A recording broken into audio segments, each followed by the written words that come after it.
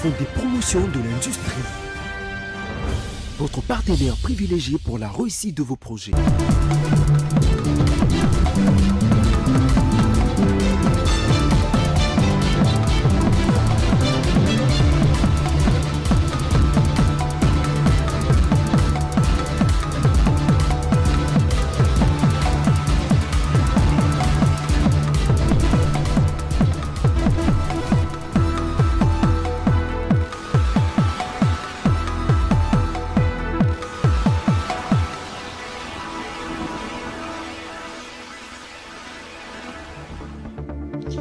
La République démocratique du Congo est désormais membre non permanent du Conseil de sécurité des Nations Unies en récoltant 183 voix en sa faveur, un score qui témoigne d'un large soutien international. Et puis le ministre de la Justice, Constant Mutamba, s'est présenté ce mardi 3 juin devant le procureur général après la Cour de cassation afin d'être entendu dans l'affaire de détournement présumé de 19 millions. Enfin, l'international a créé un bon climat d'affaires pour contribuer à la croissance économique du Cameroun. C'est l'un des défis majeurs. Le président de la Chambre de commerce qui vient d'être installé pour un nouveau mandat. Bonsoir à tous et bienvenue à cette grande édition. La République démocratique du Congo est désormais membre non permanent du Conseil de sécurité des Nations Unies. Mardi 3 juin à New York, la RD Congo a été élue à cette instance des Nations Unies pour le mandat 2026-2027. La RDC a récolté 183 voix en sa faveur, un score qui témoigne d'un large soutien international. Rachel Misenga. Cette élection marque une nouvelle étape dans l'engagement de la RDC en faveur de la paix, de la sécurité et du multilatéralisme, s'est réjoui déjà le ministère congolais des Affaires étrangères. Avec cette entrée au sein de l'organe le plus influent des Nations Unies, la RDC entend jouer un rôle actif dans les discussions relatives aux défis sécuritaires en Afrique, notamment en matière de prévention de conflits, des luttes contre le terrorisme et des consolidations de la paix dans les régions fragiles. Elle s'est également engagée à soutenir les efforts de réforme du système multilatéral, prônant un Conseil de sécurité plus représentatif et plus équitable dans les pays du Sud. Les ministères précisent que cet engagement s'inscrira dans un esprit de dialogue, des solidarités et des responsabilités partagées. Par ailleurs, la RDC prévoit de mettre en avant les priorités africaines dans les débats internationaux comme la gestion de la crise humanitaire, les changements climatiques comme facteur de conflit ou encore la question de la souveraineté des États face aux ingérences extérieures. C'est pour la troisième fois que la RDC siégera comme membre non permanent du Conseil de sécurité. Le pays a déjà occupé ses sièges au cours des mandats 1982, 1983 et 1990-1991. Cette nouvelle élection marque ainsi les retours de la RDC sur les devants de la scène diplomatique internationale avec l'ambition de peser davantage dans les grandes décisions liées à la sécurité mondiale. On vous propose de suivre cet extrait du discours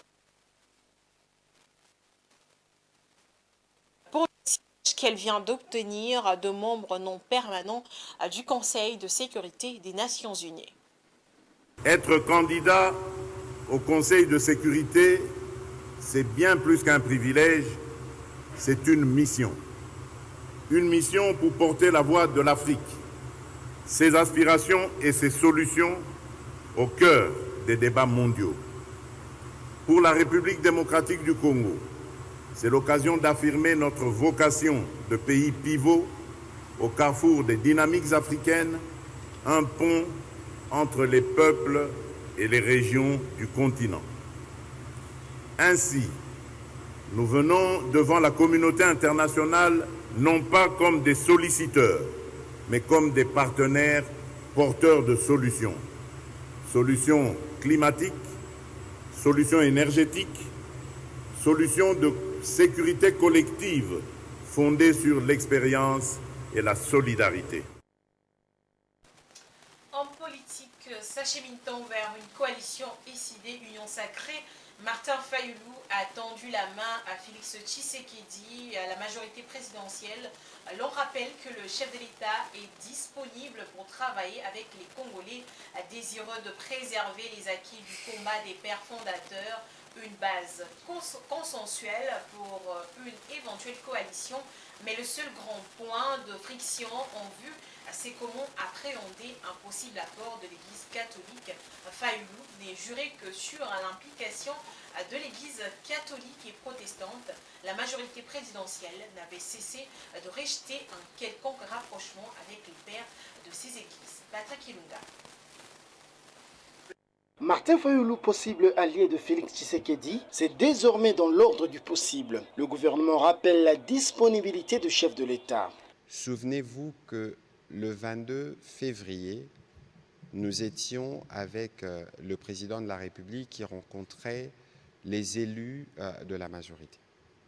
Et à l'occasion, le président de la République a été clair et précis sur le sujet et sur sa disponibilité justement à travailler, à tendre la main avec tous les Congolais désireux comme lui de travailler à la préservation de ce que nous avons comme acquis de nos pères fondateurs, à savoir la République démocratique du Congo dans ses frontières telles que héritées de la colonisation. Dans la perspective d'une éventuelle coalition, l'inclusivité tant réclamée par le président de l'ECID pourrait manquer. Il y a peu, le chef de file de Lamuka avait boycotté les consultations initiées par le président Tshisekedi et menées par son conseiller spécial, le professeur Kashmir Eberandé. Le rapprochement pourrait-il à présent se faire sans les pères de l'Église catholique et protestante qui bénéficient pourtant d'une grande considération de la part de Fayoulou? La majorité présidentielle pourra-t-elle passer l'éponge et rétablir le pont avec la Senko et l'ECC, eux qui ont mené des consultations nationales et régionales et même en dehors du continent africain? C'est un beau dilemme qui s'installe au moment où il faut faire face aux rebelles qui, selon le gouvernement congolais, bénéficieraient de l'appui de l'ancien président Joseph Kabila. Le gouvernement de la RDC a consenti à un investissement de près de 50 millions de dollars américains pour booster le secteur industriel du pays. C'est le ministre de l'Industrie, Louis Swatoum, qui a fait cette annonce dans la perspective de la relance du tissu industriel congolais. Louis Swatoum indique qu'une politique spécifique a été mise en place en vue de relancer la Sotexki dans le secteur du textile qui représente un écosystème de plus de 50 000 cotonculteurs. Suivez le ministre de l'Industrie. Avec FPI, nous venons de financer le projet Okapi à hauteur de 9 millions de dollars. Il y a plusieurs composantes dans ce projet-là, mais une des composantes les plus intéressantes, c'est équiper près de 40 universités à travers toute la RDC avec des imprimantes 3D, modernes. Je ne vous apprends rien, avec les imprimantes 3D modernes aujourd'hui, vous pouvez imprimer tout, y compris toutes les pièces de moteur d'une voiture électrique ou à combustion. Vous pouvez faire tout ce que vous voulez, à partir du clou jusqu'à la pièce mécanique la plus sophistiquée. Tout ça, c'est pour booster l'entrepreneuriat estudiantin.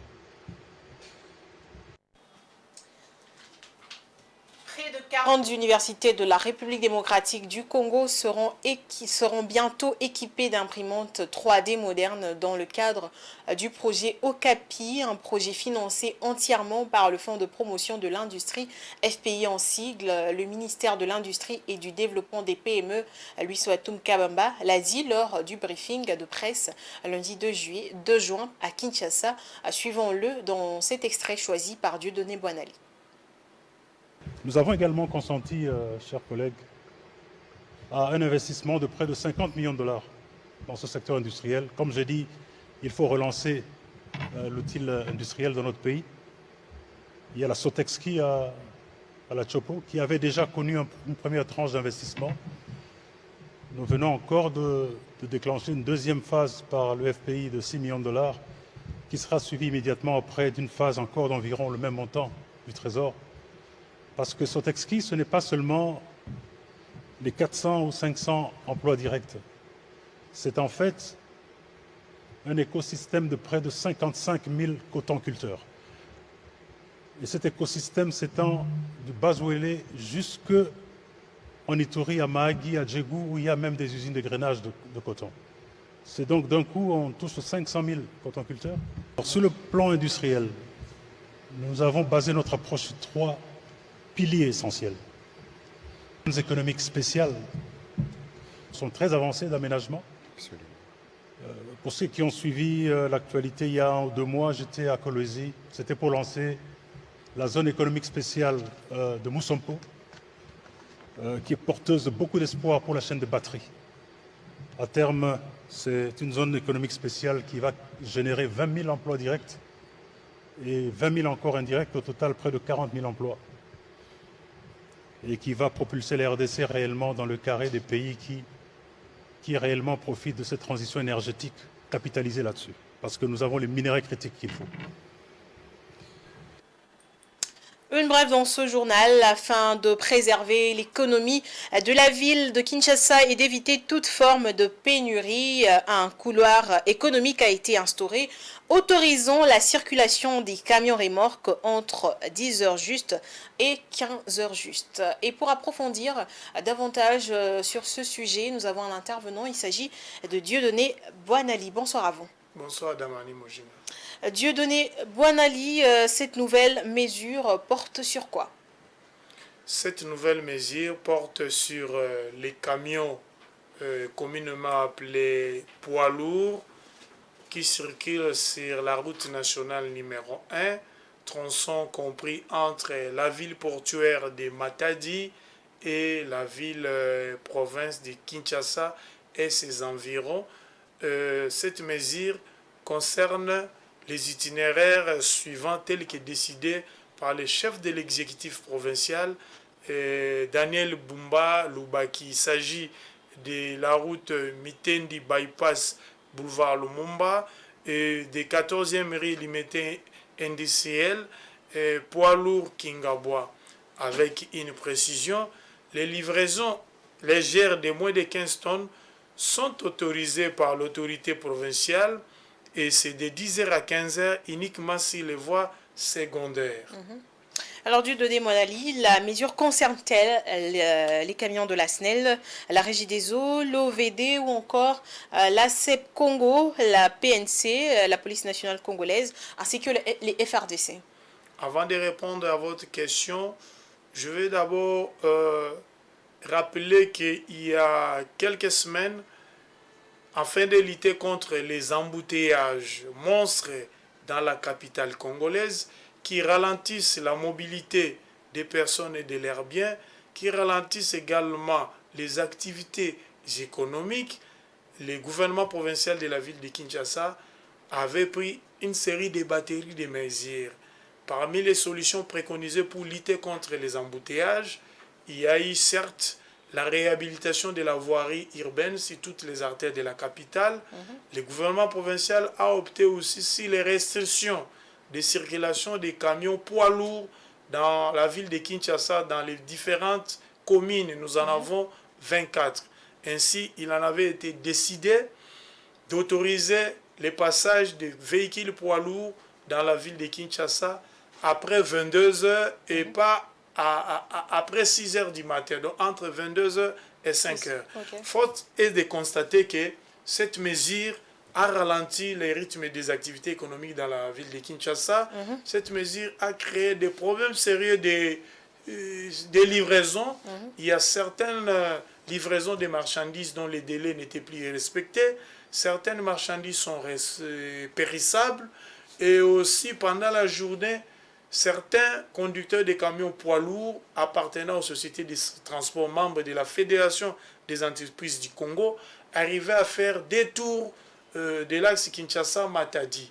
Or, avec cette restriction, il était pratiquement impossible de faire des tours. Maintenant, je reviens à votre question. Cette mesure ne concerne pas toutes les sociétés ou organisations détentrices des camions légers, véhicules poids lourds. Il y a quand même des exemptions à cette décision de l'autorité de la ville. Les bétonnières sont exemptées de cette décision. Nous assistons actuellement à un boom immobilier dans la ville de Kinshasa Et aussi, il y Cela a un ralentirait vaste programme. plusieurs chantiers dans la Voilà, ville. il y a un vaste programme au niveau du gouvernement central, voire même provincial, de reconstruction de notre voirie urbaine. Si on interdit les bétonnières, en tout cas, certains chantiers, juste de voir leur délai et ne pas être respectés. Il y a aussi les camions de services et des entreprises pétrolières, CEP Congo, qui sont exemptés. Il y a également ceux de la régie de distribution d'eau, de la RDC, Régie des eaux, de la Société nationale d'électricité SNEL, de l'Office des voiries et drainage OVD, de la Police nationale congolaise PNC, des forces armées de la République démocratique du Congo, des sociétés brassicoles et autres qui livrent pendant la journée les biens de première nécessité et aussi les produits pharmaceutiques indispensables pour la vie et même la survie de notre société. Voilà, merci à vous, Dieudonné Boinali, pour ces éclaircissements. Merci à vous aussi pour l'invitation. Une autre brève, contrairement à ses récentes déclarations, le ministre de la Justice, Constant Moutamba, s'est présenté ce mardi devant Firmin Vondé, procureur général près la Cour de cassation. Il a été entendu dans l'affaire de détournement présumé de 19 millions de dollars destiné à la construction d'une prison à Kisangani. Moutamba était accompagné de ses partisans. L'audition en phase d'instruction s'est déroulée à huis clos. Le procureur avait obtenu de l'Assemblée nationale la levée de l'immunité du ministre. Ce dernier est soupçonné d'avoir signé un contrat de gré à gré avec une entreprise fantôme à Zion et d'avoir effectué un paiement excédentaire sur un compte privé. Depuis la mi-mai, de violents combats opposent le M23 AFC aux forces armées congolaises autour de Bambo dans le Nord Kivu, provoquant un afflux massif des déplacés. Les civils fuient les violences, les pillages et les exécutions sommaires, aggravant une situation humanitaire déjà critique. Plus de 11 000 ménages vivent dans les conditions précaires et l'hôpital local, soutenu par MSF, est débordé. Médecins sans frontières alerte sur les risques d'épidémie et appelle à une intervention urgente pour éviter une crise humanitaire majeure.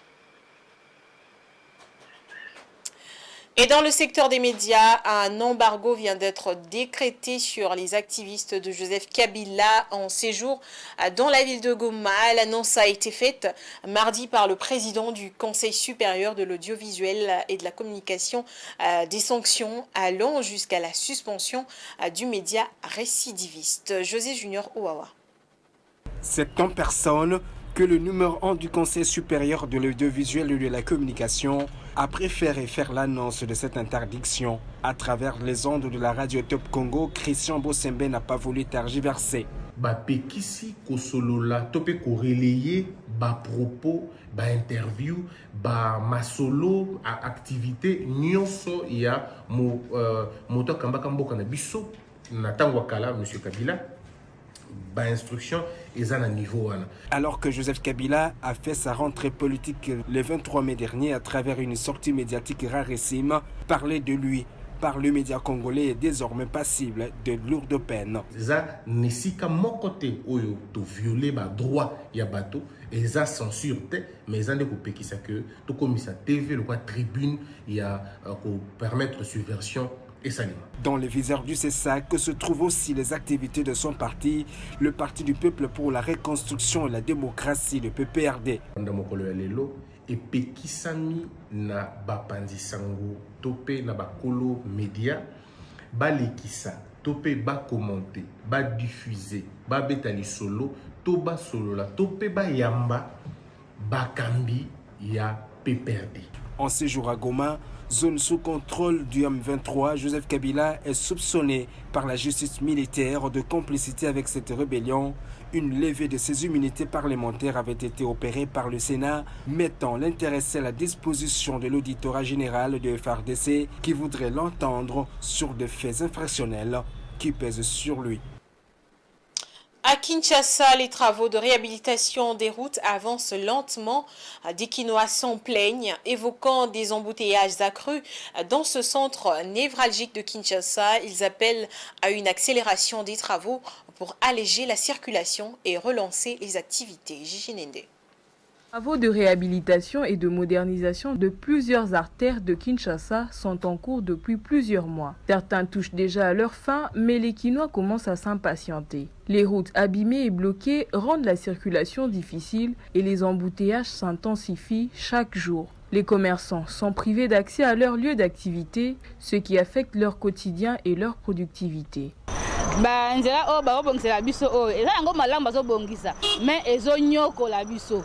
ezonyokola peuple mpona kobima na nzela ekomi ya embouteillage ya makasi ke banzela nyonso eza bloqué na baartère mosusu oyo ezali na bamagasin bato bande koteka me mikolo moye bateka eza te mpo nzela ezosalema te omona bali na bangene na bango batie wana batimoli libulu batiki 2 mois 3 mois ta inane efandi nango wana basake non bato baza ndinga babikelaka nde wana bakolo mapangu bafutaka bango fin du mois wana soki moto ateki na magasin afuti mokolo lupangu siko moto azoteka te yaya yo moko banzela oyo ezomonisa biso pasi. Les autorités ont promis que ces travaux amélioreraient la qualité des routes et faciliteraient les déplacements. Cependant, le rythme des travaux semble lent et les délais annoncés ne sont pas respectés. Cette attente crée un sentiment de frustration parmi la population qui espère des résultats concrets pour alléger le fardeau des transports quotidiens. L'État sera à la libre bien, parce que la commission de soki bofongoli koto koto bokangi bosali koto koto bofongoli bosali koto fongoli soki bozo kanga mbala moko soki bato ba marché na ville ya Sandrine mituka ezangi moya kuya banzile zalité mbula soki beti donc toza inondation c'est ça l'État a programme bien ya ko popusili sa banzila les stratégies moi kitoko pour que faciliter peuple congolais. La population quinoise appelle à l'accélération urgente des travaux sur les artères importantes de la ville afin de garantir une circulation fluide avec moins d'embouteillages sur des routes en bon état. En sport, le ministre des Sports et Loisirs Didier Boudimbo a officiellement prolongé la saison sportive 2024-2025 de 30 jours du 1er au 30 juin 2025. Ces décisions visent à permettre à la FECOFA et à son comité de normalisation de boucler le championnat national et d'organiser la Coupe du Congo dont la finale se jouera le 30 juin, jour de l'indépendance de la RDC. Blaise Kouzola.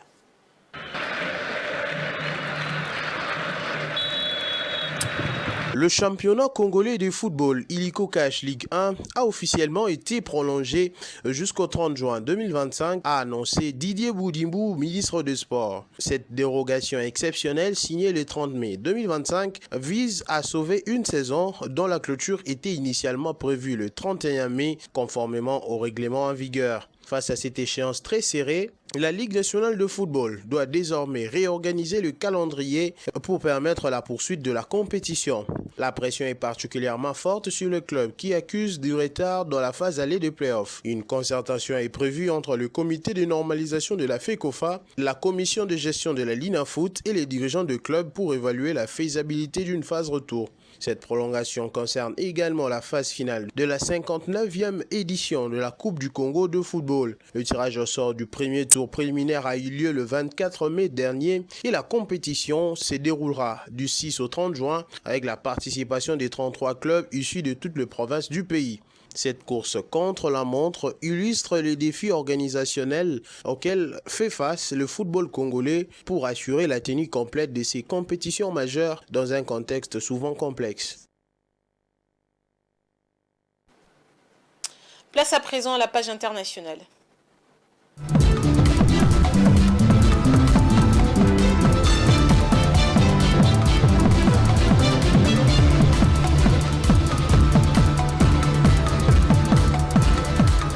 Le président de la Chambre de commerce, d'industrie, des mines et de l'artisanat du Cameroun, Christophe Eken, a été solennellement installé ce lundi 2 juin 2025 à Douala.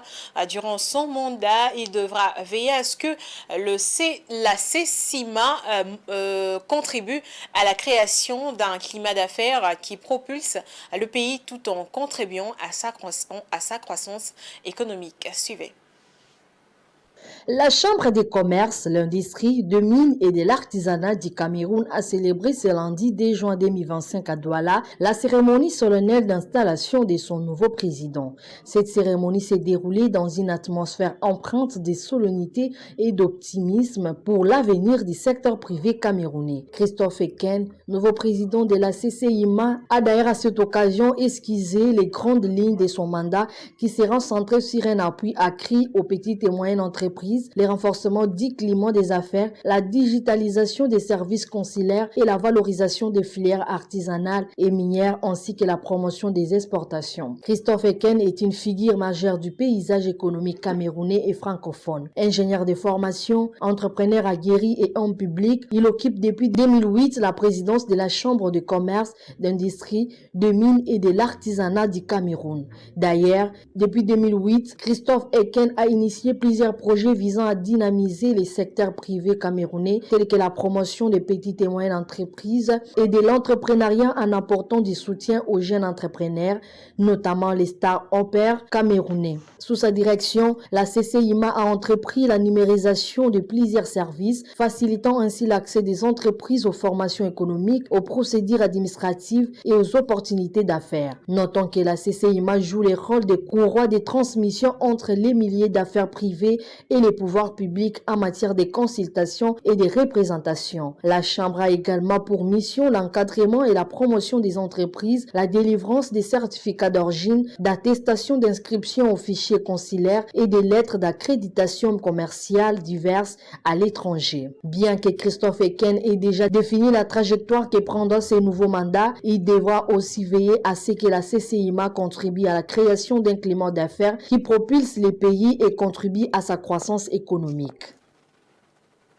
Une autre façon de vous informer, c'est avec la revue de presse dans une sélection et commentaires de Domomat.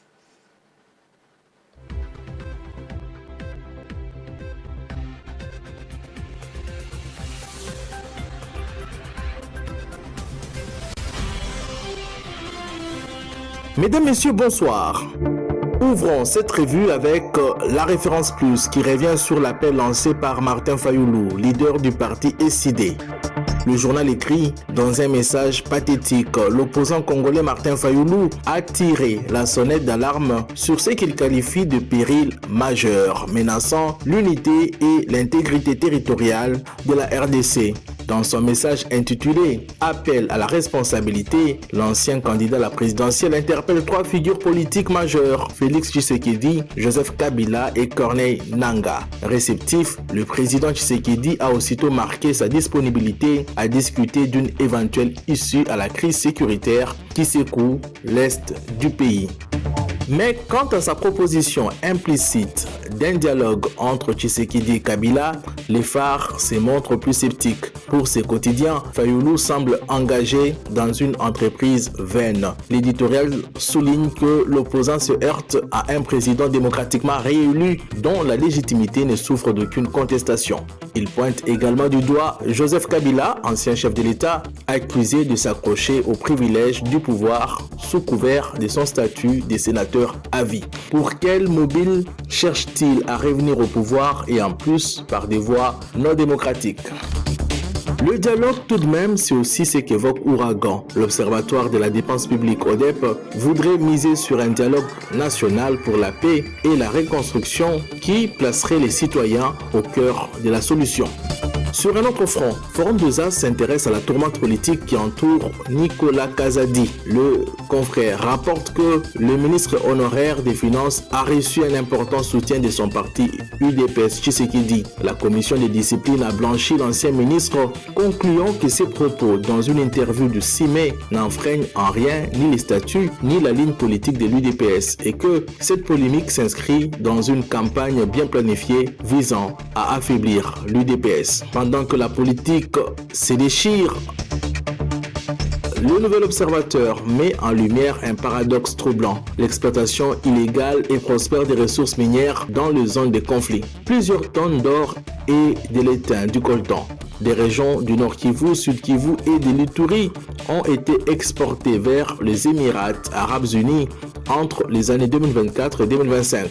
Les tabloïds rappellent que ces zones sont sous le contrôle de l'FCM 23 Selon la Banque mondiale, les Émirats sont désormais le premier importateur de minerais congolais avec une facture dépassant 1,7 milliard de dollars américains, quasi exclusivement de l'or. Dans un registre tout autre, Info 27 se penche sur l'éducation nationale, notant que plus d'1 million d'élèves ont entamé les épreuves hors session de la 59e édition de l'examen d'État, dans un contexte national contrasté entre mobilisation éducative et tensions sécuritaires, notamment au nord et sud Kivu. Sur le plan urbain, le journal décrit une Kinshasa asphyxiée par son propre développement désorganisé. La ville-province est rattrapée par une urbanisation lacunaire. Des travaux de modernisation sont ralentis par des installations souterraines mal planifiées de la Régie des eaux et de la SNEL.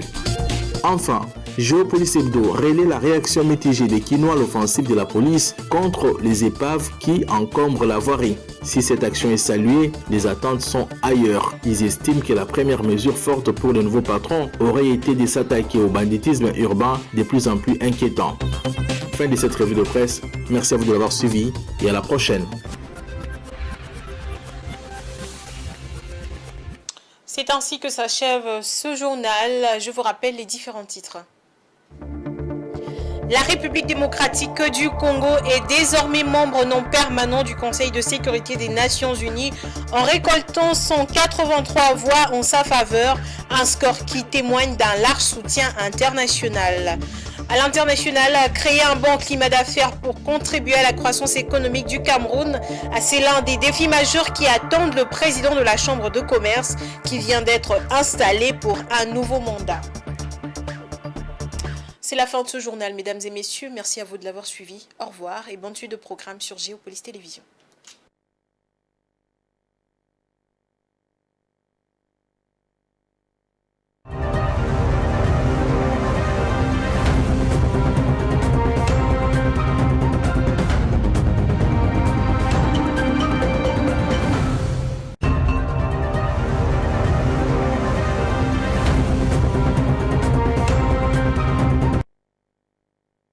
Ce journal vous a été présenté par Fonds des promotions de l'industrie.